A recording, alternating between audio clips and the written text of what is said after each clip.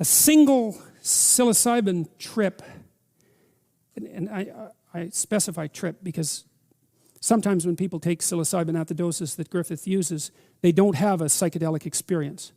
Most people who take the dose do, but not everyone.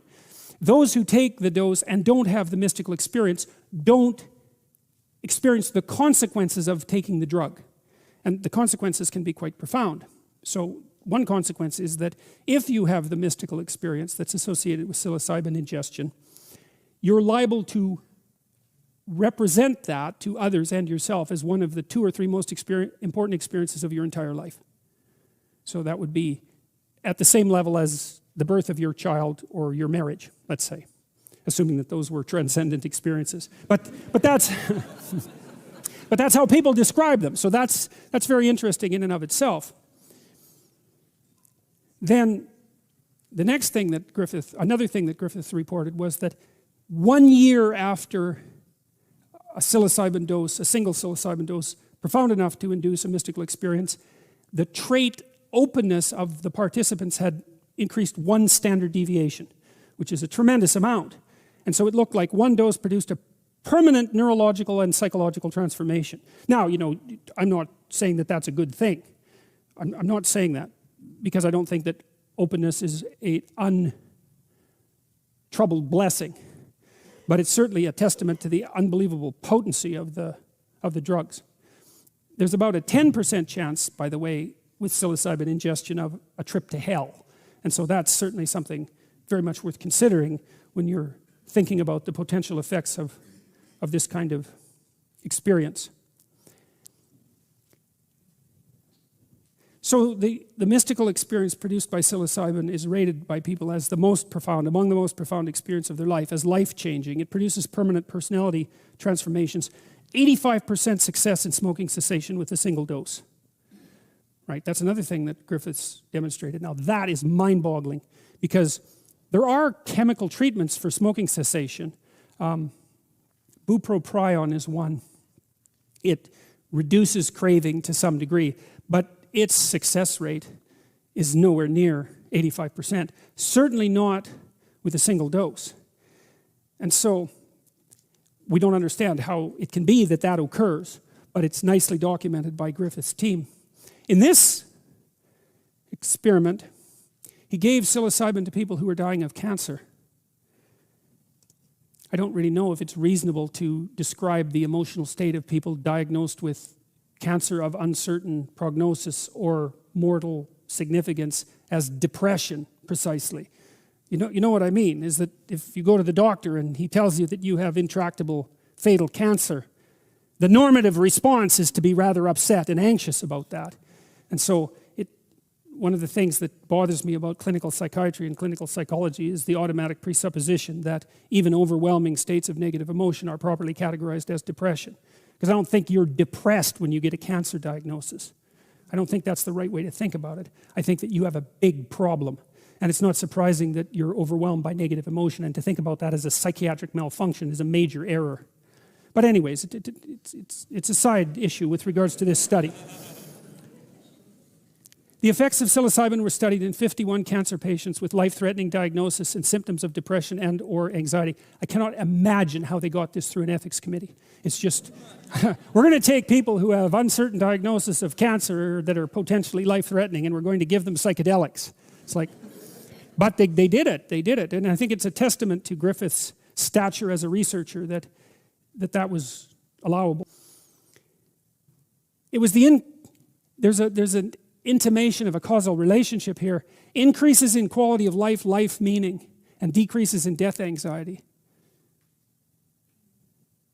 I mean, the intimation there is that one of the ways of decreasing your anxiety about death is to increase the felt meaning in your life.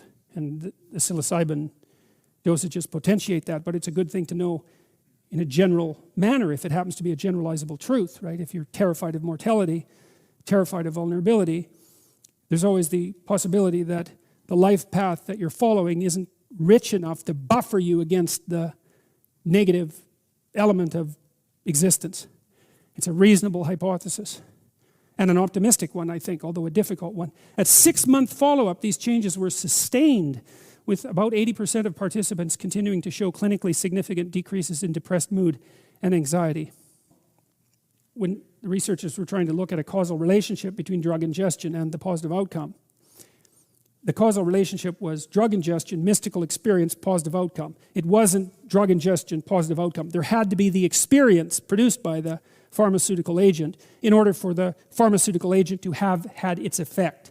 Now, we don't know why that is either. I mean, maybe some people needed a higher dose. Who knows? Because people vary tremendously in their sensitivity to pharmaceutical substances. Now, why am I telling you all this? Well, I'm telling you for a variety of reasons. The first is, make no mistake about it, human beings have the capacity for forms of consciousness that are radically unlike our normative forms of consciousness. And the evidence that those alternative forms of consciousness are purely pathological, which is the simplest explanation, right? You perturb a system, it produces pathology, that's negative. That is the simplest explanation. The evidence for that is weak at best, leaving out the bad trip issue, which is non-trivial.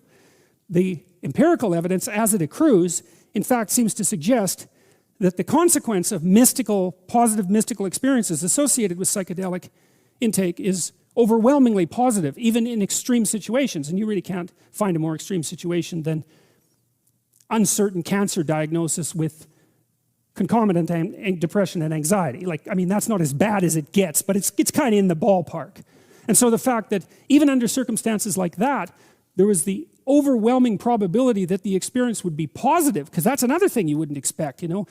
Even from some of the earliest discussions about psychedelic use that were put forth by people, including Timothy Leary, describing the importance of set, right? So that the early experimenters noted that if you had a psychedelic experience and you were in a bad state or in a bad place, that was one of the precursors to a bad trip, that the negative emotion that you entered the experience with could be magnified tremendously by the chemical substances, so that it was necessary to be somewhere safe, to be around people that you trust, to be in a familiar environment, to get all the variables that you could control under control.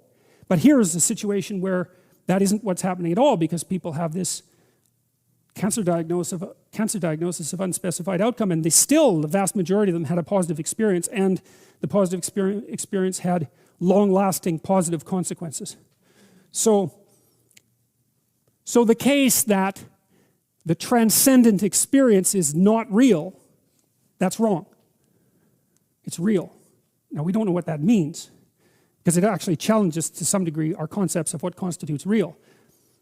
But it's certainly well within the realm of normative human experience. So it's part of the human capacity. And you know, there's been other neurological experiments too. There's a researcher, a Canadian researcher, if I remember correctly, who invented something he called the God helmet.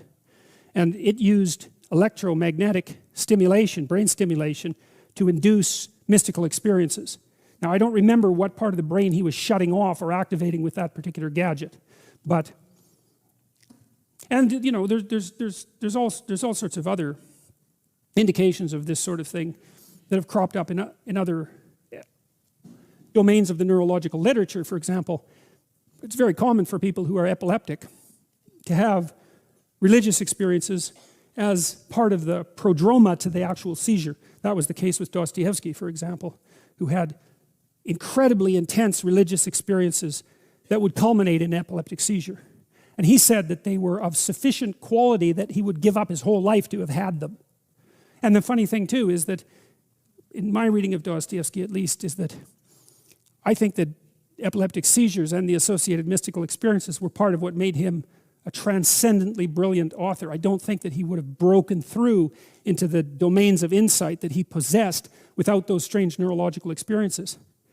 And it was certainly not the case that his epilepsy or the experiences that were associated with it produced what you might describe as an impairment in his cognitive function. It's quite the contrary. At least that's how it looks to me.